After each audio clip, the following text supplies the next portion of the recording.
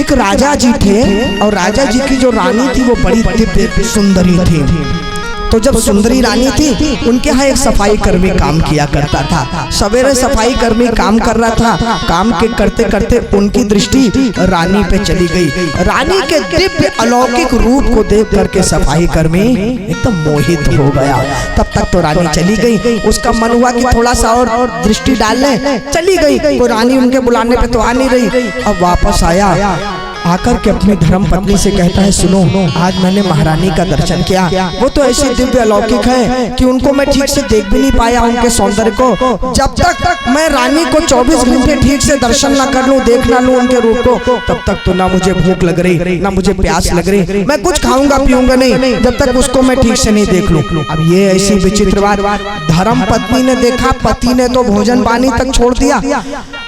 अपने पति के प्राण बचाने के लिए धर्म पत्नी महारानी के पास गई और जाकर के निवेदन किया, सुनो महारानी, मेरे पतिदेव ने ऐसी विचित्र हट ठान दी है, आपका ऐसा अलौकिक सौंदर्य है, उसको देखकर वो मोहित हो गए, वो ना खा रहे ना पी रहे, उनकी केवल एक ही जिद है, जब तक आपको ठीक से 24 घंटे नहीं देख लेंगे तब तक अन्न जल ग्रहण नहीं करेंगे, कृपा करिए मेरे सुहाग को बचाइए। माताएं वैसे भी कोमल हृदय की होती हैं। महारानी ने कहा, चलो ठीक है, तुम्हारे पति के प्राणों को बचाने की बात है तो अवश्य मैं तुम्हारा ये निवेदन स्वीकार करती हूँ, लेकिन एक शर्त तुम्हारे पति को भी मेरी स्वीकार करनी होगी। मैं आऊंगी उसे दर्शन देने, किंतु उससे पहले उसे हनुमान जी के मंदिर में जाके 24 घंटे जय सिया राम जय जय सिया राम, जय सिया राम जय जय सिया राम इसका पाठ करना होगा। 24 घंटे हो जाएंगे तब मैं जरूर आऊंगी उससे मिलने। इतना आके पत्नी ने बताया तो उसको तो विश्वास ही नहीं हुआ कि महारानी मान भी सकती हैं दर्शन देना। क्या वो मान गई मुझे 24 घंटा दर्शन देना? हाँ, शर्त साथ में दी है। अरे इतनी सी शर्त, मैं अभी चला। उत्साह से गया और जाकर के सफाई कर्मी हनुमान जी के मंदिर में जाके लग गया, जय सिया राम जय जय सिया राम, जय सिया राम जय जय सिया राम। 1 घंटा 2 घंटा 4 घंटा बीता, लगा हुआ है जय सिया राम जय जय सिया राम। 10 घंटा 12 घंटा 20 घंटा जय सिया राम जय जय सिया राम। 24 घंटा हो गया, सफाई कर्मी लगा है जय सिया राम जय जय सिया राम। तब तक महारानी आ गई वहां पर, आकर के बोला, देखो सफाई कर्मी मैं आ गई हूँ, अपनी आंखें खोलो। अब उसको तो 24 घंटे की निरंतर लगन लग गई, वो तो लगा है जय सिया राम जय जय सिया राम, जय सिया राम जय जय सिया राम। महारानी ने कहा, अरे सफाई कर्मी आंखें खोलो, मैं वही महारानी हूँ जिसे देखने के लिए तुम यहाँ 24 घंटे से जय सिया राम कर रहे हो। सफाई कर्मी ने कहा, क्षमा करिएगा महारानी, आप तो वही महारानी हैं, लेकिन मैं वो सफाई कर्मी अब नहीं रहा। भजन के प्रभाव ने, राम नाम के प्रभाव ने मेरे अंदर के काम रूपी विकार को नष्ट कर दिया है। अरे अब तो जिसकी दृष्टि उस अलौकिक सुंदरता से मिल गई हो, सारे विश्व को सुंदरता प्रदान करने वाले उन प्रभु के मुखमंडल से जिसकी दृष्टि मिल गई हो, उसको ये क्षणिक सुंदरता, ये नश्वर शरीर कभी आकर्षित कर सकता है क्या? नहीं कर सकता। महारानी अब तो मेरी प्रभु में लगन लग गई है। कहने का अर्थ है, बड़े बड़े संत महात्मा, बड़े बड़े योगी आदि मुनि आदि इसी राम नाम रूपी तीसरे नेत्र को अपने हृदय में धारण करे रखते हैं। राम नाम के बल पे, भगवान के नाम संकीर्तन की महिमा के प्रभाव से काम रूपी विकार को, अन्य भी विकारों को नष्ट कर दिया करते हैं। आज भगवान शंकर के पास भी तीसरा नेत्र जो है जिससे काम को चलाया है, शक्ति तो अंदर प्रभु श्री राम नाम की महिमा की ही है भगवान शंकर के अंदर। तो क्या हुआ माता, जासु नाम बल शंकर काशी, देत सबहि समगति अविनाशी। तो भगवान शंकर के पास भी बल है तो प्रभु श्री राम नाम की महिमा का ही तो है। क्या हुआ, अब यही बात भगवान शंकर ने जैसे ही कामदेव को चलाया, तब शिव तीसर नयन उघारा, चितवत काम भयो जरि झारा। कामदेव जल के भस्म हो गए। देवताओं को तो मालूम ही था कामदेव का कुछ ना कुछ होना ही है। हाहाकार भयो जग भारी। अरे कामदेव जल गए, भगवान शंकर की समाधि टूटी। तोड़ते ही उन्होंने कामदेव को जला दिया। भागे दूर जाके देवताओं को बताया, कामदेव जल के भस्म हो गए हैं, शंकर जी ने जला दिया। देवताओं ने कहा क्या कामदेव को जला दिया? जलते जलते हमारा कोई नाम वाम तो लेके नहीं गया ना वो? नहीं, आप लोगों का कोई नाम नहीं लिया, इतना अवसर ही नहीं दिया, तुरंत जल गए। ठीक है। हाहाकार भयो जग भारी, तो डर पे सुर देवता डर गए, हमारा नाम तो नहीं लिया। चलो ठीक है।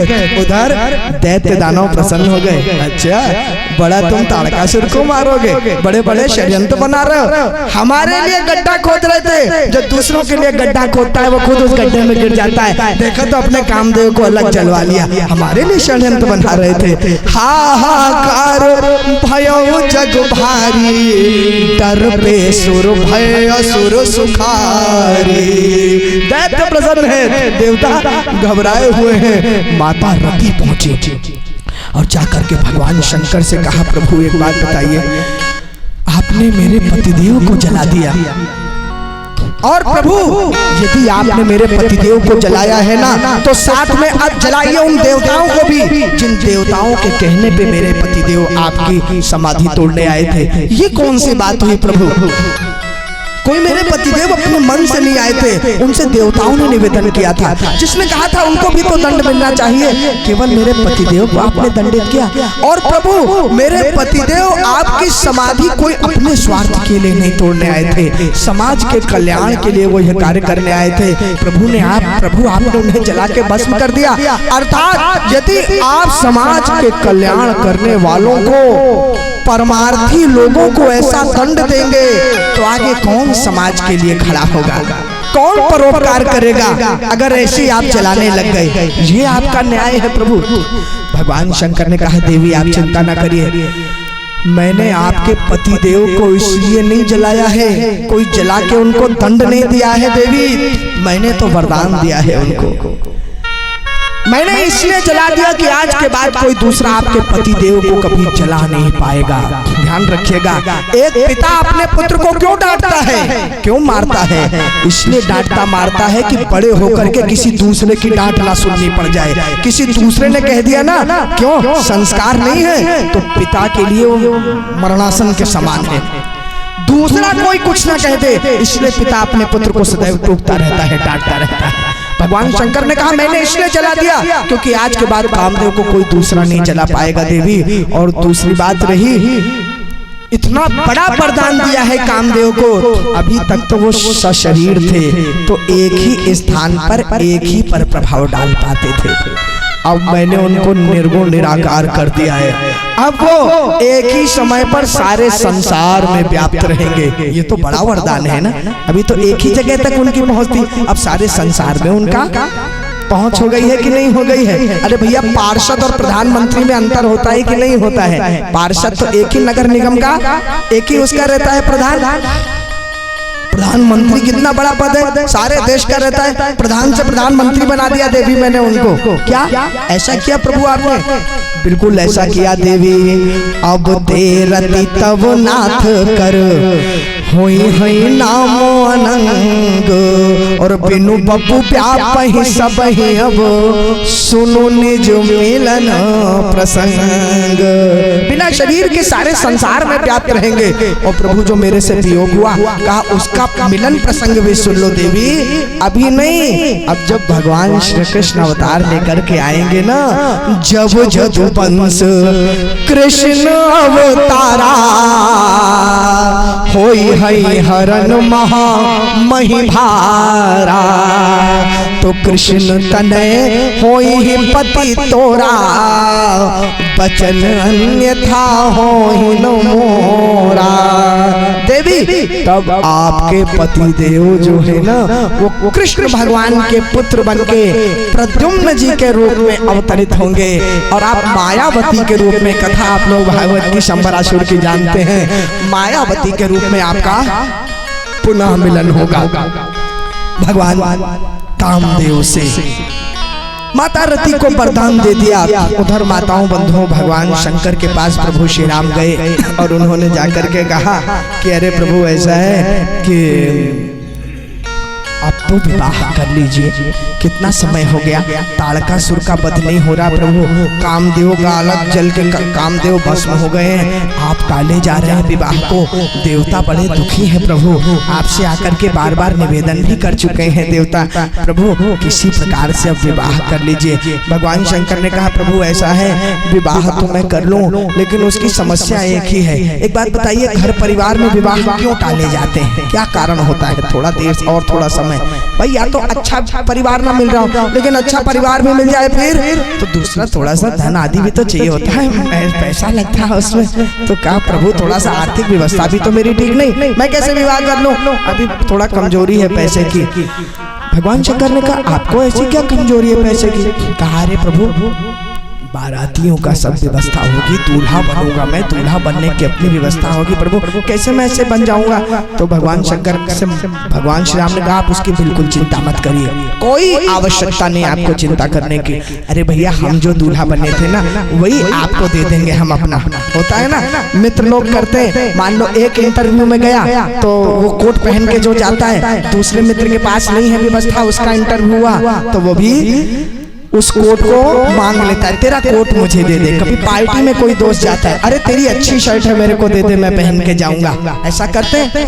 आप ऐसा करना, आप कुछ भी मत करो, हमारा माथे महामणि मोर गाथे, मैंने जब विवाह किया था मणियों का मुकुट मैंने पहना था, प्रभु आपको हम वो सब दे देंगे, आप चिंता मत करो। भगवान शंकर ने कहा प्रभु ऐसे काम नहीं चल पाएगा। इसलिए नहीं चल पाएगा क्योंकि भैया अरे हमारे आपके बाराती एक ही हैं, सब लोग एक ही हैं। एक बात बताइए, दो खास मित्र हों, एक मित्र का विवाह हो, वो वैसा ही कोट और सब पहन के जाए, उसके बगल वाला मित्र उसके साथ चले, कुछ समय बाद दूसरे मित्र का विवाह हो तो जो पहला दूल्हा बना हो वही उसका कपड़ा उसको दे दे, और जितने बाराती हो, जितने पार्टी वाले हो, सब एक ही हो, कोई तो पहचान देगा, अरे इस विवाह में ये कोट इनने पहना था, इस विवाह में यही कोट इनने पहन लिया। माने ये दूल्हे के पास खुद का कोट भी नहीं है, जो अपना कपड़ा नहीं सिलवा पाया, वो मेरी बेटी की क्या व्यवस्था करेगा, बेइज्जती होगी कि नहीं? कहा प्रभु सब एक ही हैं, घराती बाराती, अगर किसी ने पहचान लिया कि मणियों का मुकुट आपका है और बेइज्जती हो जाएगी प्रभु।